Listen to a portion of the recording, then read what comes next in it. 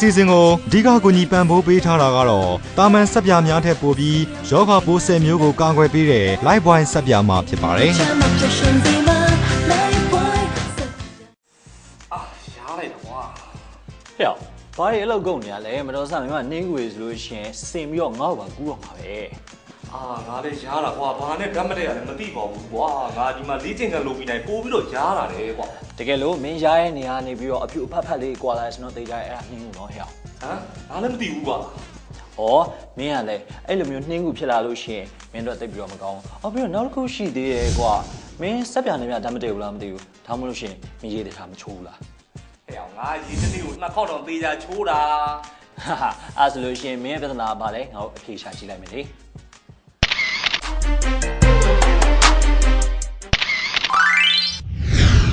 ေသူတို့ကျွန်တော်တို့ဒီ eczema လို့ခေါ်တဲ့ဒီနှင်းကူယောဂဆိုလို့ရှိရင်ကျွန်တော်တို့အရေပြားမှာဖြစ်ပွားတယ်အဲကျွန်တော်တို့တယောက်နဲ့တယောက်ကူးဆက်တာလည်းမဖြစ်နိုင်ပါဘူးဒါပေမဲ့ကျွန်တော်တို့အဲ့လိုဖြစ်လာတဲ့အခါမှာမကုတ်မိအောင်တော့ကျွန်တော်တို့ဂရုစိုက်ဖို့လိုပါတယ်အကယ်၍ကုတ်မိတဲ့အခါမှာဆိုလို့ရှိရင်ကုတ်တဲ့နေရာကနေကျွန်တော်တို့တွေးတွေပါထွက်မယ်အဲ့ရမှာတစ်ဆင့်နောက်တစ်နေရာကိုကုတ်မိမယ်ဆိုရင်တော့အဲ့ဒီလူပုဂ္ဂိုလ်ကနောက်တစ်နေရာမှာသူဟာဒီယောဂကိုကျွန်တော်တို့ကူးဆက်နိုင်တာကိုကျွန်တော်တို့တွေ့ရပါတယ်ကျွန်တော်တို့ဒီအလှကုန်တွေမှာသုံးတဲ့တချို့သောဓာတုပစ္စည်းတွေပေါ့နော်အကြောင်းလဲကျွန်တော်တို့ဓာတ်မတည့်မှုတွေအကြောင်းကျွန်တော်တို့ဖြစ်နိုင်တယ်ဥပမာအားဖြင့်ကျွန်တော်တို့ဆက်ပြားတွေရှမ်ပူတွေတချို့သောအလှစီတွေပေါ့နော်အဲ့ဒါတွေကလည်းကျွန်တော်တို့မတည့်တဲ့ပိုင်းတွေမှာဆိုလို့ရှိရင်ဖြစ်နိုင်ပါတယ်နောက်တစ်ခုကကျွန်တော်တို့ဒီခန္ဓာကိုယ်ရဲ့တုံ့ပြန်မှုနဲ့ဓာတ်မတည့်မှုတွေပေါ့နော်တချို့သောအမှုံမွားတွေတချို့သောဒီပင်လယ်စာတွေအစားအသောက်တွေစသဖြင့်ဒါတွေကလည်းကျွန်တော်တို့ဖြစ်ပေါ်စေတာကိုတွေ့ရှိရပါတယ်နောက်တစ်ခုကကျွန်တော်တို့ဒီလူတွေမှာစိတ်ဖိစီးမှုအများများတဲ့ဟာတွေမှာလည်းဒီ eczema နဲ့ဆက်ဖြစ်ပေါ်တာကိုကျွန်တော်တို့တွေ့ရှိရသူတခါလေကျွန်တော်တို့ခန္ဓာကိုယ်ရဲ့ဒီဟော်မုန်းအပြောင်းလဲမှာလည်းဖြစ်နိုင်ခြေများတာကိုကျွန်တော်တို့တွေ့ရှိရပါတယ်အထူးသဖြင့်ကျွန်တော်တို့ကဒီအရေပြားဟာ6တွေ့နေဖြစ်နေကြမလို့အရေပြားကျွန်တော်တို့ဒီဆိုထိုင်းနေအောင်အရေပြားချောမွနေအောင်ကျွန်တော်တို့ထားဖို့လိုတယ်ကျွန်တော်တို့အထူးသဖြင့်တော့ဒီရေပြားမှာရေဓာတ်ပြည့်ဝအောင်ရှိဖို့တော့လိုပါတယ်နောက်တစ်ခုကျွန်တော်တို့ဒီအုံးစီဟာလည်းပဲဒီ eczema ကိုကျွန်တော်တို့တက်တာစီတာကိုကျွန်တော်တို့တွေ့ရှိရတယ်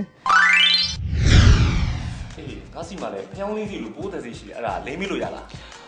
းလိမ့်မိလိုက်လို့ရှိရင်မတော်ဆပူဆက်ဖို့လုံးလေးဖြစ်သွားမယ်ပြီးတော့ပိုပြန့်သွားလိမ့်မယ်အဲ့တော့မလိမ့်နဲ့တခြားဘာနည်းလမ်းတွေရှိလဲဆိုတာစပင်းနှောင်းကြည့်လိုက်မယ်လေနောက်တစ်ခုကကျွန်တော်တို့ဒီ vitamin E ပေါ့နော်တကယ်လို့ဗီတာမင် E ကိုတချို့ဗီတာမင် E အဆီရမရလို့ရှိရင်ဒီ vitamin E ပါတဲ့ဒီ capsule ကိုကျွန်တော်တို့ဖောက်လိုက်ပြီးတော့အဲ့အဆီလေးလိမ့်မိမယ်ဆိုလည်းကျွန်တော်တို့တက်တာကိုကျွန်တော်တို့တွေ့ရှိရပါတယ်နောက်ကျွန်တော်တို့ဒီသဘာဝနည်းတစ်ခုအနေနဲ့ကတော့ကျွန်တော်တို့ဒီရှားဆောင်လက်ပတ်ပေါ့နော်ရှားဆောင်လက်ပတ်ကိုကျွန်တော်တို့ဒီအပင်ကနေခူးလိုက်မယ်အရွက်ကိုယူပြီးတဲ့အခါမှာဆိုရင်အဲ့ဒီအရွက်ရဲ့ဒီရွက်လေကြောအတိုင်းကျွန်တော်တို့ပေါ့နော်ပပလေးတွေလှီးပြီးတဲ့အခါမှာကျွန်တော်တို့ဒီ vitamin E အဆီနဲ့ရောလိုက်ပြီးလို့ရှိရင်ပြီးရင်ကျွန်တော်ဖြစ်တဲ့နေရာလေးကိုလိမ့်မယ်ဆိုရင်လည်းကျွန်တော်တို့တက်တာကိုတွေ့ရှိရပါတယ်နောက်တစ်ခုကျွန်တော်တို့ဒီတခွားသီးကိုလည်းကျွန်တော်ပပလေးတွေလှီးမယ်ပြီးလို့ရှိရင်ရေမှာစိန်နာမယ်ပေါ့နော်ပြီးတာနဲ့ကျွန်တော်တို့ကအဲ့ဖြစ်တဲ့နေရာလေးမှာအုပ်ပေးထားမယ်ဆိုလည်းကျွန်တော်တက်တာကိုတွေ့ရှိရပါတယ်နောက်တစ်ခုကကျွန်တော်တို့ဒီမုံလာဥနီပေါ့နော်သူ့ကိုအနှစ်လေးလုပ်မယ်ဆိုရင်လည်းကျွန်တော်တို့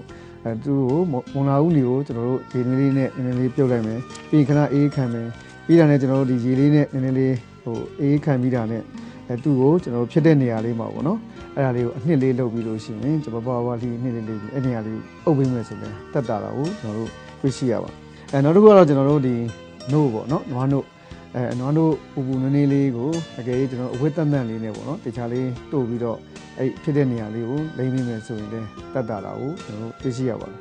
အထူးသဖြင့်တော့ကျွန်တော်တို့ကဒီရားတဲ့ခါမှာကုတ်ချင်းကိုကျွန်တော်တို့ရှောင်ကျဉ်ဖို့လိုပါတယ်အထူးသဖြင့်မကုတ်မိအောင်ပေါ့နော်စိတ်ကိုတတိထားပြီးတော့နေဖို့လိုတယ်နောက်တစ်ခုအစားတောက်စားတဲ့ခါမှာဆိုတော့ကျွန်တော်တို့ omega 3ပေါ့နော် omega 3 fatty acid များတဲ့ပေါ့နော်ကျွန်တော်တို့အစားတောက်တွေဥမာငါးတွေအချို့ထောလဘတ်တီးတွေစသဖြင့်ပေါ့နော်အဲ့ဒီဟာတွေကိုကျွန်တော်တို့စားသုံးမှုလိုပါတယ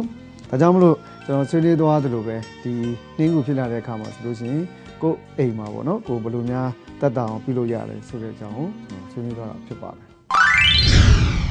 ်ကဲဒီလိုဆိုရင်ဒီနေ့ကနေစပြီးတော့ငါလေ့ကျင့်ခန်းလုပ်ပြီးတိုင်းတက်ရှင်းကိုပို့ပြီးတေချာလုပ်ပြီးရတော့မှာပေါ့ချွေးထွက်ပြီးစူးစုမနေအောင်လည်းတေချာကူးဆိုင်ပေးရမယ်ဟုတ်တာပေါ့တကိုယ်ရေးတန်ရှင်းဖို့ကအရေးကြီးဆုံးပဲလေအဲ့တော့တကိုယ်ရေးတန်ရှင်းပြီးတော့ပို့ပြီးကျန်းမာစေဖို့အတွက်မင်းတို့လက်ဆောင်တစ်ခုလည်းပေးချင်သေးတယ် ရောပါဗျာ Life Boy Kit Set ပရိသတ်များခင်ဗျာဒီနေ့ကျွန်တော် Health Fit အစီအစဉ်မှာဆိုလို့ရှိရင်တော့တကူအတန်ရှင်းနဲ့ပတ်သက်ပြီးတော့ပရိသတ်များလိုက်နာနိုင်စေမဲ့နီလန်းကောင်းတွေကိုပြပြပေးခဲ့ရပဲဖြစ်ပါတယ်ပရိသတ်များလည်းကျွန်တော်ပြပြပေးခဲ့တဲ့အကြောင်းအရာတွေကိုလိုက်နာပြီးတော့ပုံမကျမ်းမာပျော်ရွှင်အောင်မြင်တဲ့မိသားစုဘဝတွေဖန်တီးနိုင်လိမ့်မယ်လို့ယူဆပါတယ်ခင်ဗျာအားပေးကြည့်ရှုပရိသတ်များအားလုံးကျေးဇူးထူးပဲတင်ရှိပါတယ်ခင်ဗျာကျွန်တော်မနေ့ကပြန်လာခဲ့ပါမယ်ကျွန်တော်ပရိသတ်များအားလုံးပဲတတာဒီအစီအစဉ်ကိုအဓိကကူညီပံ့ပိုးပေးထားတာကတော့တာမန်စက်ပြားများထက်ပိုပြီးရောဂါပိုး10မျိုးကိုကာကွယ်ပေးတဲ့ Life Boy စက်ပြားမှာဖြစ်ပါတယ်